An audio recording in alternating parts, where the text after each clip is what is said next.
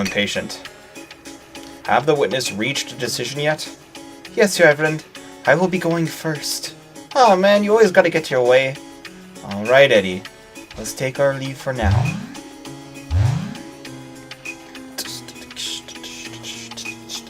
You may begin your testimony, Catherine Ward. I got this in the bag. Listen well, ladies and gentlemen. This demon may look like an innocent gentlewoman on the outside, but her heart is as black as charcoal, a bona fide witch. I'm not. Case in point, she lies through her teeth. A calm and collected pathological liar. Is there any evidence in thine testimony to prove Rachel a witch? Yes, like you wouldn't believe. Ooh. I was cast down from my position as condemner by her malicious hand. There I was sitting high and mighty, watching the torture unfold. Then Zack proceeded to slash himself because this woman told him something. One could say that Isaac Foster's stature as a sinner was also crippled by this meddling woman. The whole display was so pathetic that it made me furious. I ventured down to meet them head on. Then what do you think this woman does without batting an eyelash? She shoots me. A condemner outfoxed and shot by a sinner. That's not something that should ever happen. The one nothing but a wily wolf in sinful sheep's clothing. I mean, how could she cast me down to such a horrid place? Only a demon could do such a thing. Not really. I have no memory of intentionally outfoxing you or destroying your reputation. You did it! You did too destroy it, you demon! And do you have any idea what hurts most of all? She enjoyed shooting me.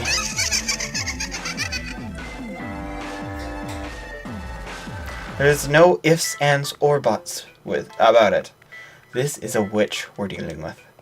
I vote for water torture. I want to see you struggle and squirm. Give me a rush of excitement that even surpasses last time. Do you want to see it that badly? Huh? Do you truly want that to happen to me? I've heard enough.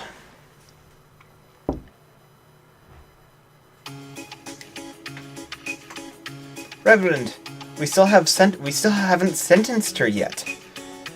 You are not the sentencer, Catherine Ward. Besides, what do you seek from someone who you deem to be a witch? That will be all.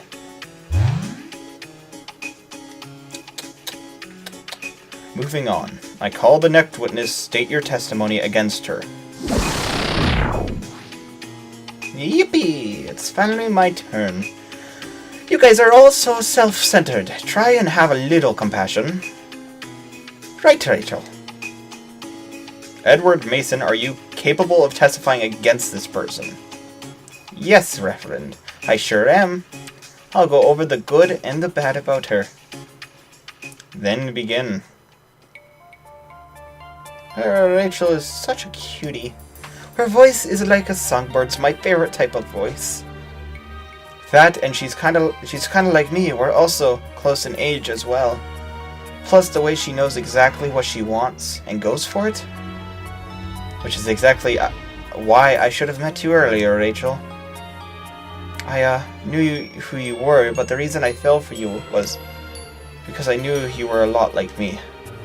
Rachel, I know what you did. It was you who buried the bird on B6, right? Yes. That's why I was convinced we'd have chemistry. Not to mention that you spoke of wanting to die, the perfect wish for me. But Rachel, you got a bit stubborn, didn't you? You didn't listen to anything I had to say. I tried so hard to charm my way into your heart in so many ways. Everything was for you, Rachel. But it was no use. Even though you never accepted my advances, I held out in hopes that you'd eventually say yes. I even came to sweep you off your feet in total darkness, too. And after all that, guess what happened to me? I was slashed by Zack and left all by my lonesome in a grave. I like Graves and all, but that wasn't the ending I desired at all. But that's where I finally realized the biggest thing that sets us apart. I really wanted Rachel. Everything I did was for her. But Rachel was different. Rachel did everything for herself and herself only. How mean, you meanie! Her sugary stop jumping. Her sugary whispers about wanting to be killed were all for her sake only. How truly self-centered and selfish. And stubborn, oh so stubborn. I also have no clue why you picked Zach over me. This is probably just Rachel being selfish again. She shows no regard for anyone's happiness. And that got me thinking, isn't all of that something that a witch would do? Right? Don't you think so, Rachel? That's why I vote that Rachel be sentenced to hang in a spike-laden pit of death. Straight down the pit she'll go, and only then will I make her happy. What? Are you angry? So sorry, but it's all your fault. Talk to me. Don't ignore me. Enough. What? But wait, Rachel hasn't answered me about anything yet. You are being misguided by the likes of a witch, Edward Mason. A witch can see right through a heart that embraces and fears her. That will be all. I like the song. An unwielding witch you are. I'm not a witch. Everything is still recording so I can see the progress of everything. Moving on, I call the next witness. State thine testimony against her.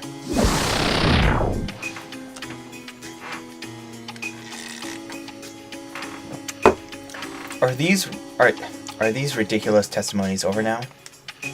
Hiya, Rachel. You seem at ease now. Are you relieved I'm here? Daniel Dickens. You are willing to testify? Yes, of course, Reverend. I mean, somebody's got to do the decent job of testifying for her.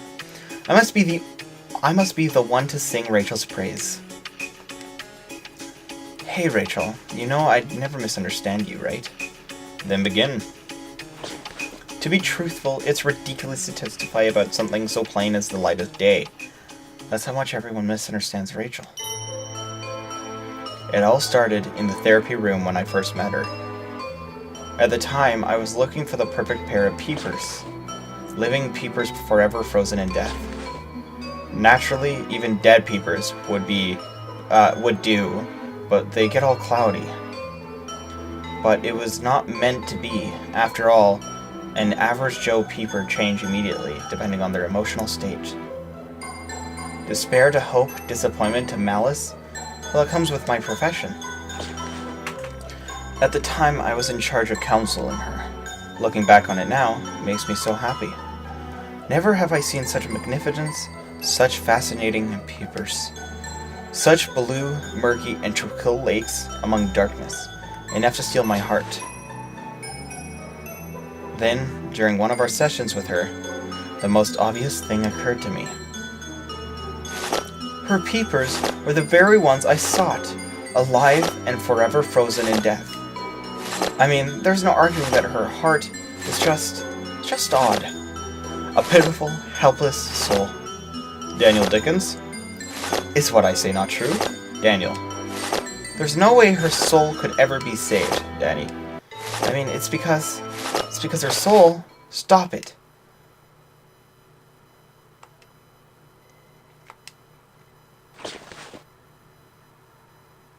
Her soul can't be saved. I mean, because her soul consumes others. Without mercy. Or remorse. A soul that buries and steals anything it can. What's wrong, Rachel? Oh, what lovely peepers you have. May I look at them? Oh, and when we were reunited on B5, she was acting a bit strange. Even now she seems off, though. Look, Now you're almost back to your old self.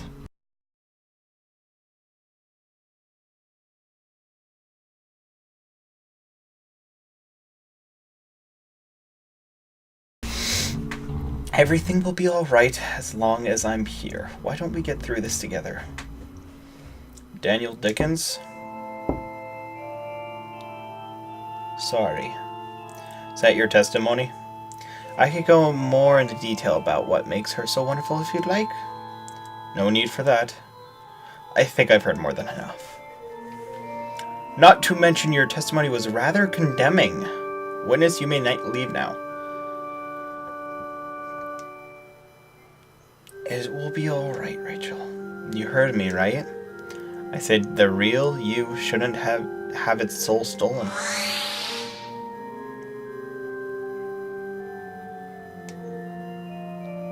Rachel Gardner?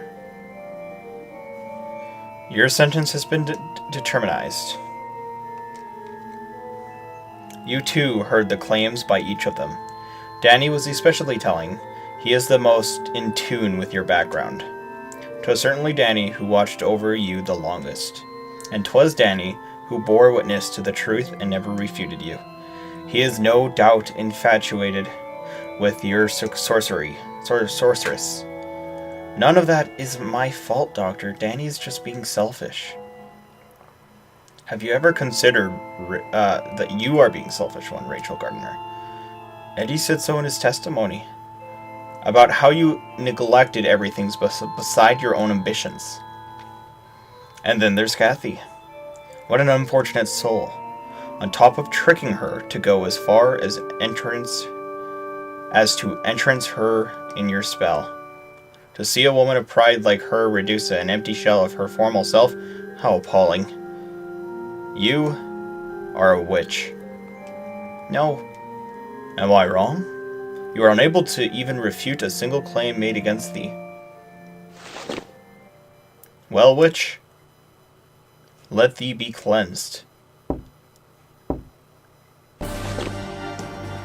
Now the witch shall burn at the stake.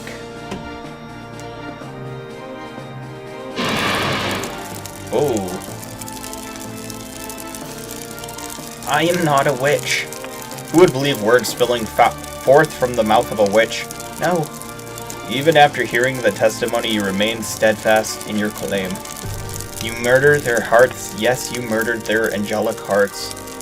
You played them like violins and left them for dead. What a barbaric feat. And now you plan to pull the same stunt even with Isaac Foster? Am I right? Yes, another sacrifice for your selfish ambition. Stop it, you're wrong. Now. It's hot, so hot. Admit you're a witch. Reveal thyself to us, and let the sacred flame sanctify thyself to God. I am not a witch. Besides, nothing like that is written in the Bible.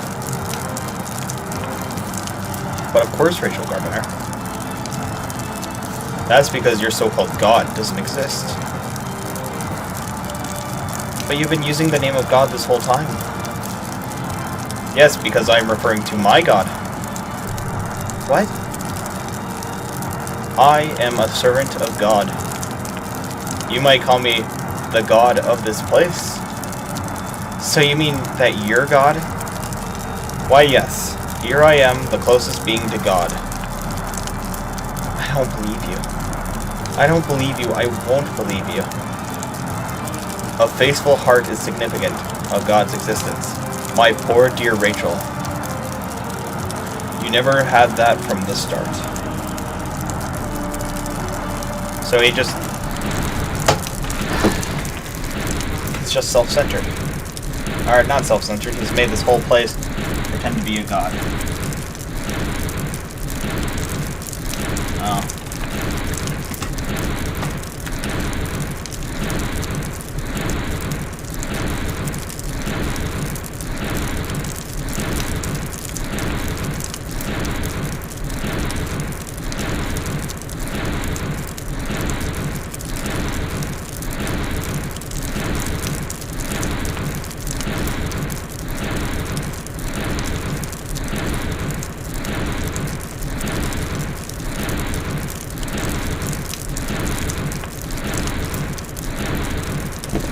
Oh, my eyes.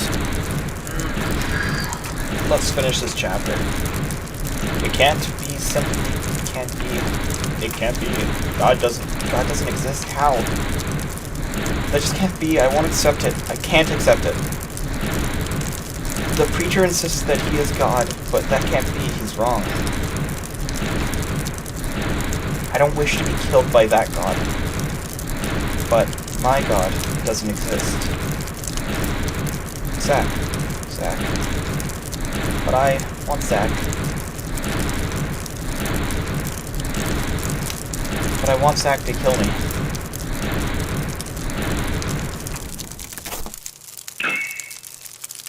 It's so cold. It's so hot, yet something cold is in my hands. What's this? What was it again? Something precious to me. Something that I broke and ruined. A knife? Yet protected me this whole time. Wait. I'll try to remember.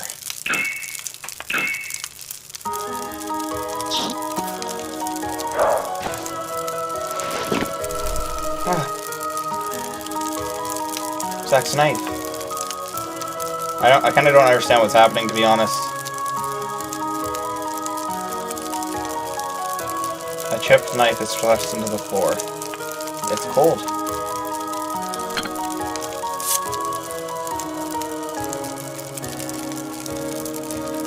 It hurts. It's chipped yet cut so well. Well now, my God is here after all.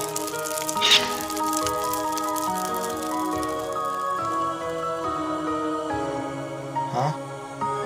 How have you awoken? The strange things I've seen on this floor were all illusions. It's what you've shown to my heart. My God has opened my eyes. Then I wasn't able to purge the witch within me? I am not a witch. Not made any convents. I know the word. I can't say it. There was an oath. It was an oath from my God. I see. The witch in you has chosen to perceive it that way. Even if you are mistaken, even if you say it is a fabrication of lies, you do not care, it seems. None of that matters. Ooh.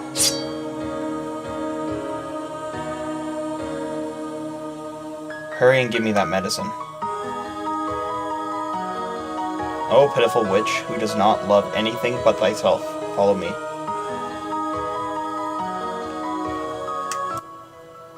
Ooh, that was a weird decibel change.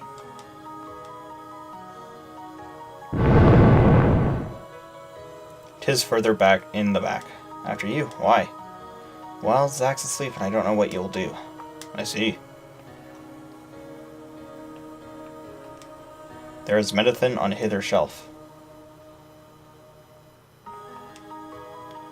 The shelf is lined with drugs such as antiseptic solution, anesthetic agents, and acquired medicine. This should definitely make him better. I'll go back to Zack. Thank you. Going back to Zack. Wait! You do not intend to kill me? Why would I? You believe in a new god, dost thou not? The existence of multiple gods will cause nothing but trouble. Besides, you are not one to be merciful. Do you stand in my way? If not, then there is no need for me to do so. I mean, I have no use for you. I see. Then I shall offer you one last piece of advice. The being known as God despises liars and the impure. That is, if your so-called God should actually exist, Rachel Gardiner, it will all catch up to you soon.